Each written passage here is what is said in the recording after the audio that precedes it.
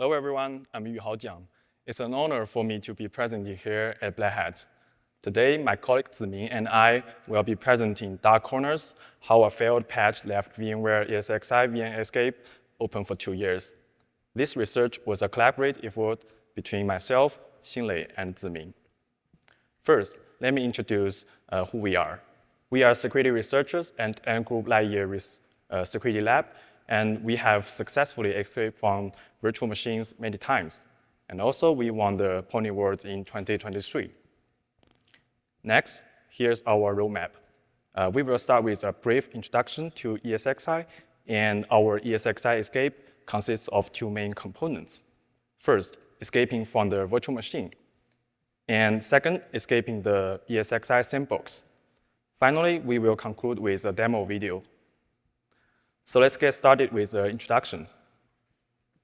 Before diving into the technical details, let me first share what brought us here today. Earlier this year, VMware disclosed several vulnerabilities that represents a complete exploit and were confirmed to have occurred in the wild. This really highlighted the potential impact and danger that ESXi vulnerabilities can pose in real-world scenarios. Since we successfully demonstrated a ESXi VM escape at the Tianfu Cup 2023, we thought it would be valuable to come here and share something interesting things behind that story.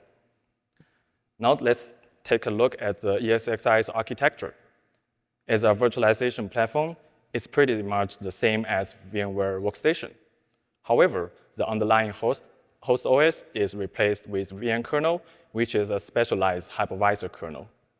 Additionally, it has a sandbox system that provides fine-grained permission control of each process. So now let's move to the virtual machine part. Let me examine the attack surface of ESXi's hypervisor first. I've put together a table here, which is an updated version from my presentation last year with some new information added. It provides a comprehensive record of all public disclosed critical vulnerabilities and their affected models over the past few years. As we can see, the current attack surface of VMware's hypervisor primarily consists of virtual devices and guest RPC. Most vulnerabilities prior to 2024 were USB related. These include the virus USB controllers and Bluetooth device. VMware's Bluetooth device is connected through UHCI controller. However, I saw that VMware has since removed the Bluetooth device, so this attack surface may no longer exist. And this year, we've seen vulnerabilities emerge in other models, such as CSI, VMXNet3, and VMCI. Essentially, what we are looking for are models that can be triggered from within the virtual machine, but won't be interfered with by the guest operating system itself. And then let's talk about a story. Our story begins with an ancient vulnerability. In 2023, when we decided to participate in Tianfu Cup, we started looking into VMware. We examined the most recently patched vulnerability at that time, which was the one reported during 2021 Tianfu Cup. This vulnerability was discovered by Wei from Kunlun Lab, and as we can see, it's a use after free vulnerability in the HCI USB controller. Before we continue sharing our analysis work, let me briefly introduce some HCI objects. The blue parts are from the HCI specification, and the purple parts are VMware specific. First, the slot object represents a USB device. Each device has 31 endpoints for configuration, out data transfers, and in data transfers. Each endpoint can have string contexts that correspond to TR rings, which store the data packets.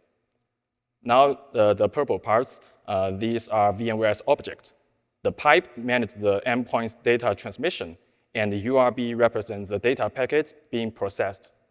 And all URB are managed by the pipe. And the key change of this ancient vulnerability were located at 2 HCI command ring handler functions. And the changes were reordering the execution sequence of slot context rewriting and invoking HCI clear string context. We can see this from the red boxes in the in the string source below.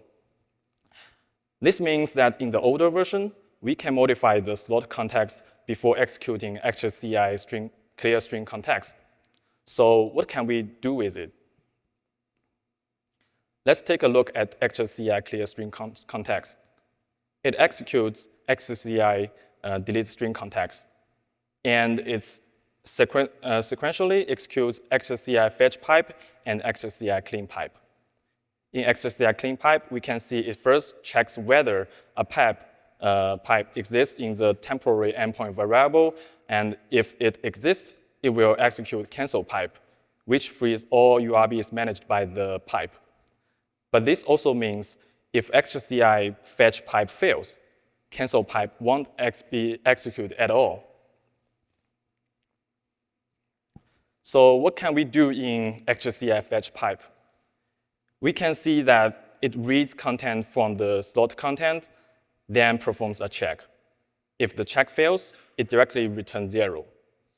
Then there won't be any pipe in this endpoint temporary variable. So the flow is like this. Normally, when we delete string context, it executes cancel pipe, free URBs, and finally free the string context. But if we can modify the slot context, it will skip the pipe processing and directly execute the following code. Now we can leave the pipe not freed after string context has been freed. What can we do next? We find that the URB have a pointer to the string context. And when a URB finished, it subtracts the URB packet size from the string context.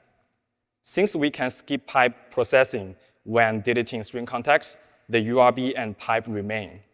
But the string context is already freed. So if we can manually clear the pipe, it will free the URB and causing it to subtract a value in the already freed string context. So this is the UAF vulnerability. After understanding this old vulnerability, I decided to look at VMware's latest version at that time. And I discovered that VMware had added new code to the ESXi fetch pipe function. Essentially, it introduced a new way to fetch pipes. So there are now two approaches based on the slot state. This allows me to modify this specific slot member to achieve the same effect as the original vulnerability, to making it unable to find pipe after being modified.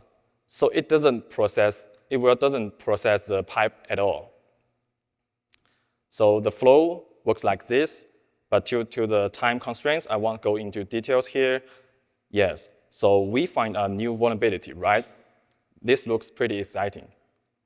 But wait, the story is not that simple. Actually, this Asian vulnerability holds even more secrets. Actually, we don't need new code to make the ESXi fetch pipe function fail. We find that the patch never succeeds. Let's take another look at the ESXi clear string context function.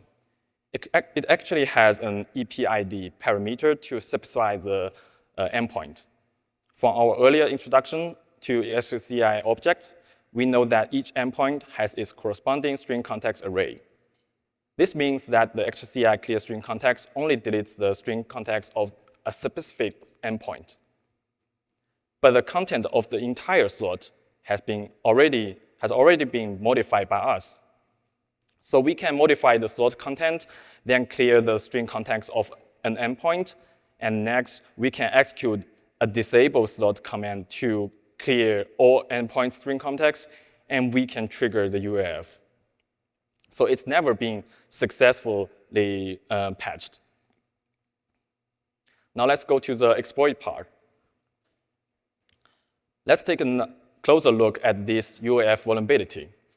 This vulnerability actually presents an enormous challenge for our exploitation efforts. This is a very constrained UAF. First, it only affects the plus 0x205C offset of the free trunk. And the use operation is subtracting a value from the 4-byte value at that address. This brings several difficulties. First, plus 0x205c is not a 64-bit aligned address offset. This means if we want to use this UAF to modify a pointer in the heap trunk, we can only modify the high 4 bytes of that pointer. But modifying the high 4 byte of a pointer is completely meaningless for exploitation, because even a +1 change would make the pointer span across 4 gigabytes of memory. Second, plus 0x205c is also a very large offset value, which means we need to do much better when heap grooming. So we need some approaches to solve this problem. This is also quite challenging for a closed source target. Fortunately, I found a perfect primitive. This perfect primitive is HashMap. I'm sure you all know what HashMap is. And VMware's HashMap works like this. Each element has a value and a key. They are stored in a heap trunk, and when storage exceeds the capacity, the HashMap will double in size. Even better, the HCI string context HashMap has exactly what we need. Each element is one 8-byte pointer to the string context plus a 4-byte ID. That's exactly 12 bytes total. So this is perfect.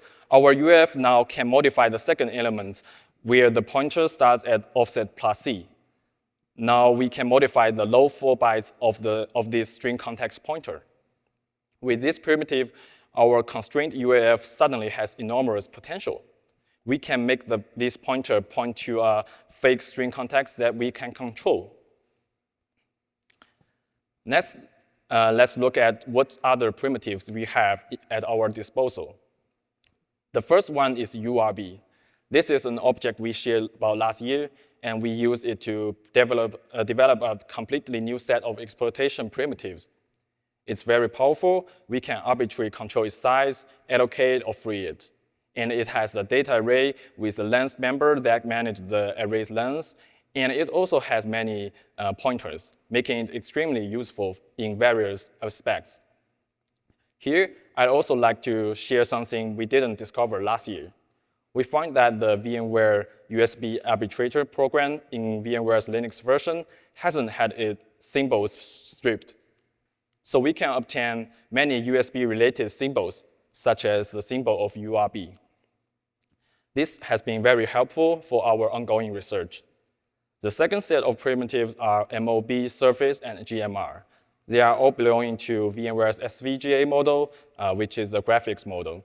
And for detailed information, you can check out the blog post published by ZDI in 2018. Through these objects, we can easily perform heap spraying and heap grooming. At this time, we actually have enough primitives available. It's time to combine them together to complete our exploitation. To better share this with you, I've simplified the relevant content. The actual heap layout and operations are more complex than this. So first, we need to perform an information leak to obtain heap addresses. We start by allocating a string context, then trigger the vulnerability. It will get freed, and we can subsequently subtract a value at its 0x205c offset. Next, we allocate a GMR with a 0x2050 sized heap trunk, which will occupy the front part.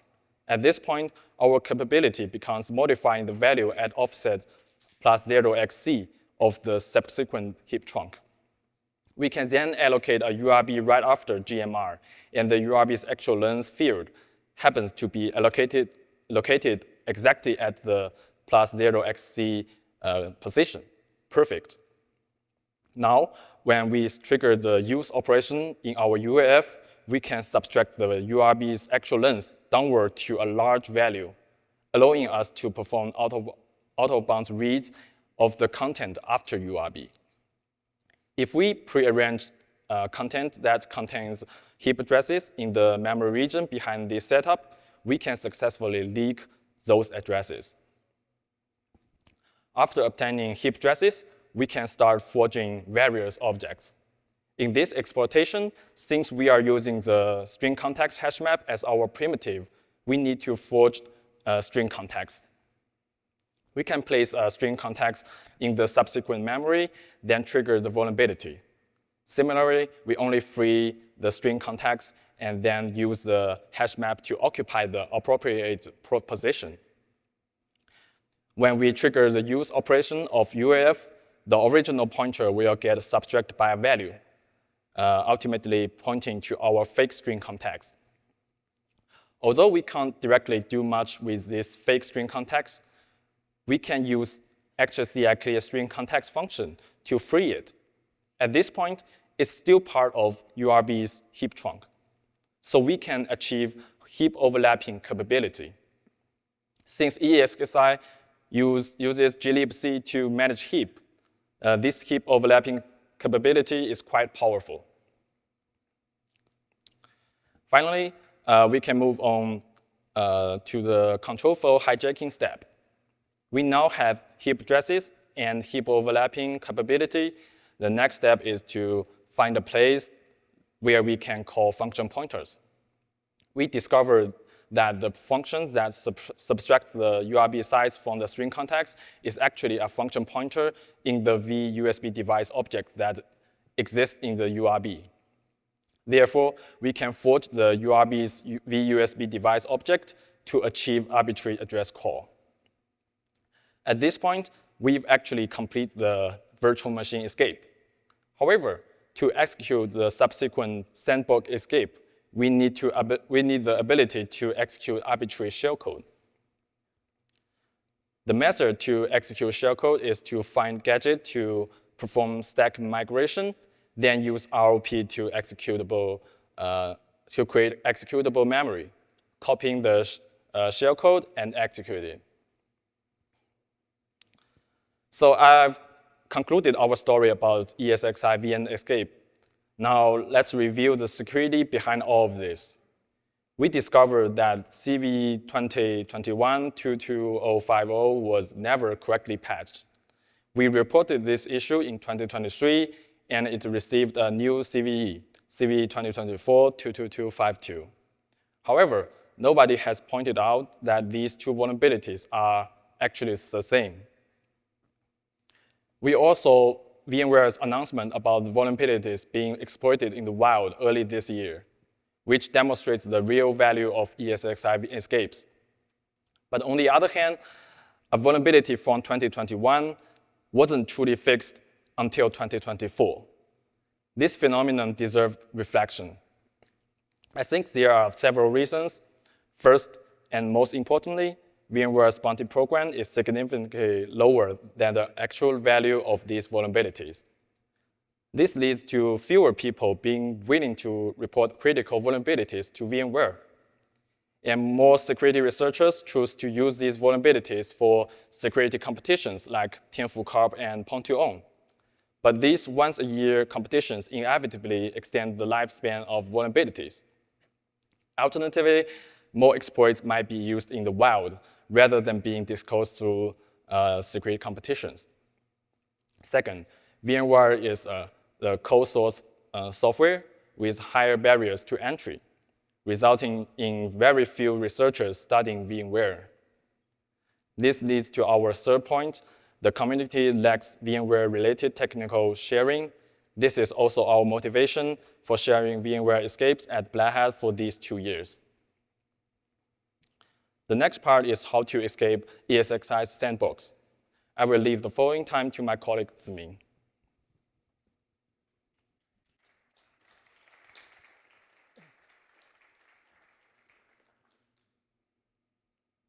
Hello, everyone. Today I will talk about ESXi Sandbox escape.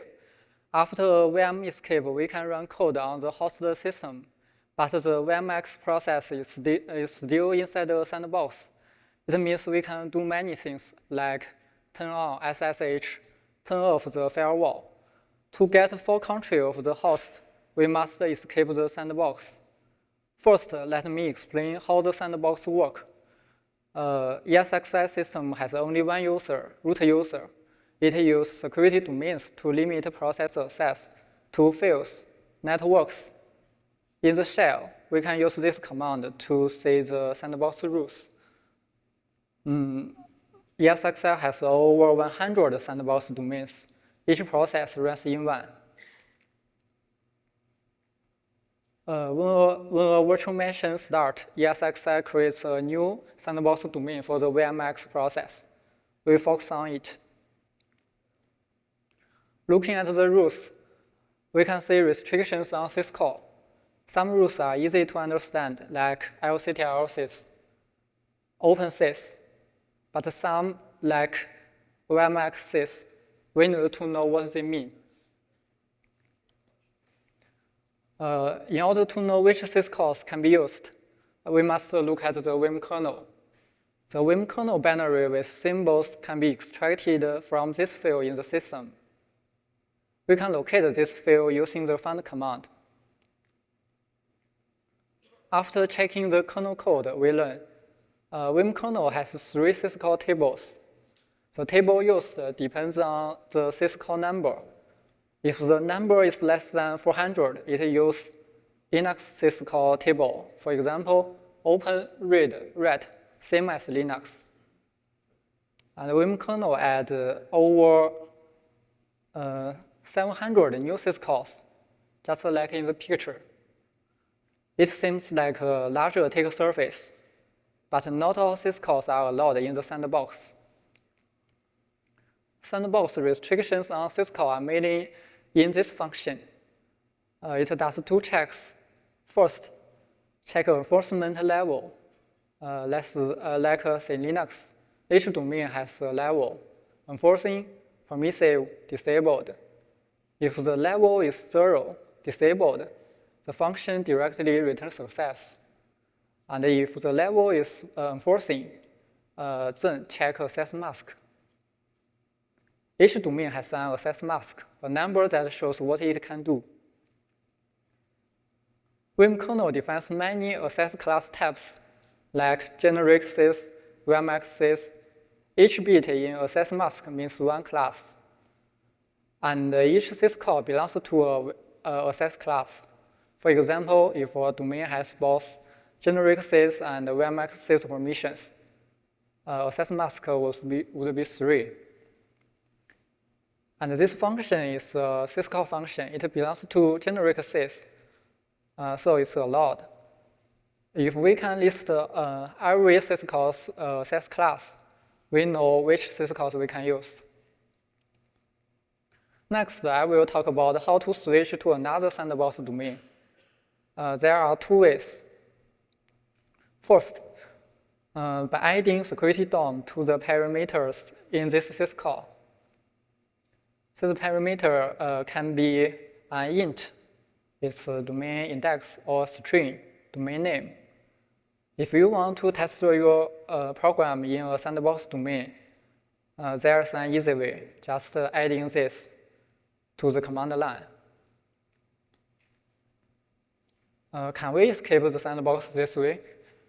However, only privileged domains and transition domains can use this method. The list as shown in the figure. Another way to transition to a sandbox domain is when the binary has the VMware security attribute. Here is get xattr function. The label of a domain is used to find the domain object, find and transition. The same question, is it possible to escape the sandbox by setting the xattr of a binary file? The answer is no. First, this syscall is blocked in the sandbox. We need a VMK permission. And the second, each domain has a list of allowed targets. For example, VMX domain can only switch to TPM domain, as shown in the picture. A linked list is used to store all domains allowed for transition. Now we can fully understand the sandbox rules. The command shows rules in 4 parts: socket, fail, syscall, and transition. Each part can be a way to attack the system. While checking the rules, I saw something interesting. The VMX process has read and write access to CBT device. What is CBT? Changed block tracking. It's used to track which parts of VM's disk have changed. Let's look at the CBT driver. The CBT driver is a field device servers driver. It's added to the kernel with this function. The main function is cbtl/ctl. We can call it in two ways. First, open the default device control device, then use lctl. Second, use cbt make dev to create a new device. For example, create .1 device, open and lctl. These two ways go to different code paths. We focus on the second way. cbt make dev is the first function called. This function creates a cbt dev object, stores the field handle entered by the user, and use this function to get the field size. Finally, create a bitmap object based on the field size. The bitmap is used to track changed blocks. The vulnerability in this function, update bitmap, which calls an OOB write based on the offset and size entered by the user. That doesn't check well. So if we can enter this function, we can write past the end of the bitmap got OOW primitive. But there is a problem. Before this, the code calls this function. It will check the offset and size can't be larger than the field size. But here is the trick. The bitmap size is set when the field is first checked. But if we make the field bigger later, the bitmap size doesn't change. So let's write more content to the field, make the field bigger. Now our offset and size may be less than the new field size, but the bitmap is still small. So we can write past it. Now we have an OOB write primitive. Now we can trigger an OOB write on a hyper object, and which object can we overwrite? First, I thought of looking for objects in the Vim kernel. However, the hyperspace between the driver and the kernel is isolated. It means that we can only overwrite objects in the CBT driver. The CBT driver has only 15 functions and is really very small. There are few objects we can use. But there is a good thing. The Vim kernel will not do other memory tasks to disturb our hyper layout. It makes the exploit very stable. We still have a good target, the bitmap object. This object has two fields, bitmap pointer, bitmap size. We can read or write the memory at a bitmap pointer using lctl. By modifying the bitmap size field with an OOB write, we can get an OOB read, then leak the kernel address. Use this copy out. By modifying bitmap pointer, we can get a W primitive. But we can't modify a pointer address to another pointer address because it's an OR operation. We can only turn 0 bits into 1, not 1 into 0. For example, we can modify 41 to FF, but we can't modify 41 to 42. So if we can set bitmap pointer to 0, we can change it to any address. Now let's take the Vim kernel heap. The Vim kernel heap is like the libsys heap. Each memory block has a small header, size, and flags. Our plan: first, use OOB write to change the size of the next chunk. Make it very big enough to cover the AW bitmap. Then, free the victim chunk. The heap may merge it with free space. Now, when we reallocate, it can clear the AW bitmap, including bitmap pointer, set it to 0. Now, bitmap pointer 0, we have AR or AW primitive. Step 1, overwrite victim bitmap sets to get OOB read and leak kernel address.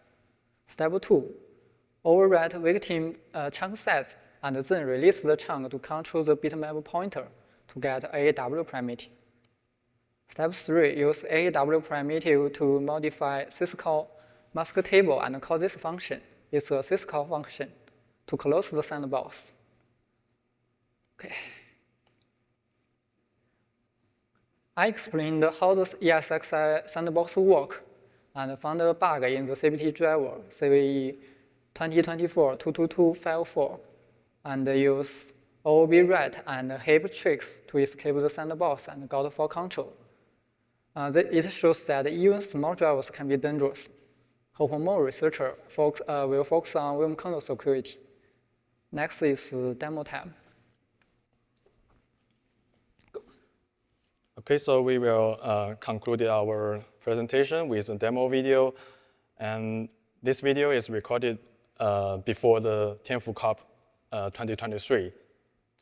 And this is the victim target, and we run the ESXi on it. And this is the Windows guest operating system in this virtual machine.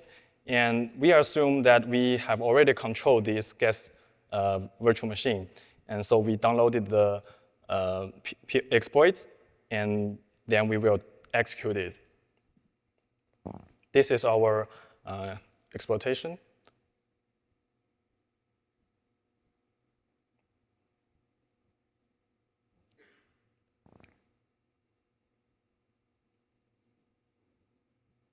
So it is now executing. It will download some files and execute them, and set some environment.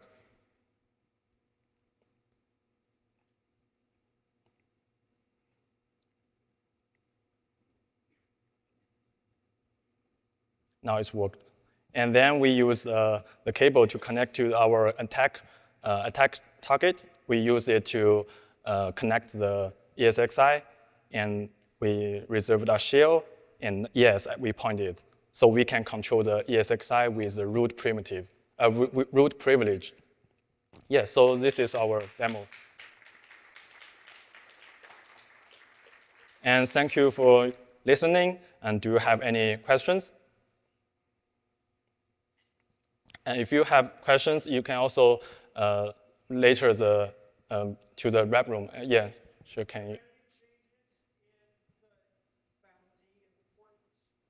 Sorry? Yes, no, they haven't changed their bounty program. And from what I know, is very low compared to other vendors like Microsoft or Google. Is really low bounty program.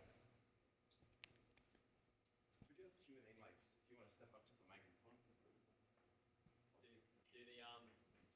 VM escapes usually require privilege elevation inside the guest, or is there sufficient attack surface from an unprivileged guest?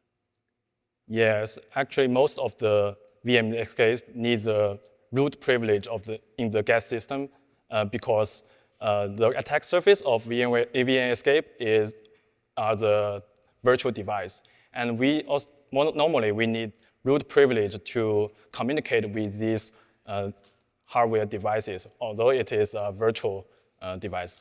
So yeah, but maybe there will have some attack surface without, we don't need the root privilege, but I think most part we need the root privilege. Thanks.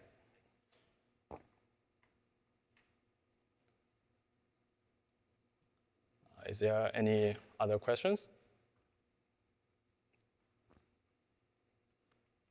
Okay, thank you for listening. And if you have more questions, you can ask me later.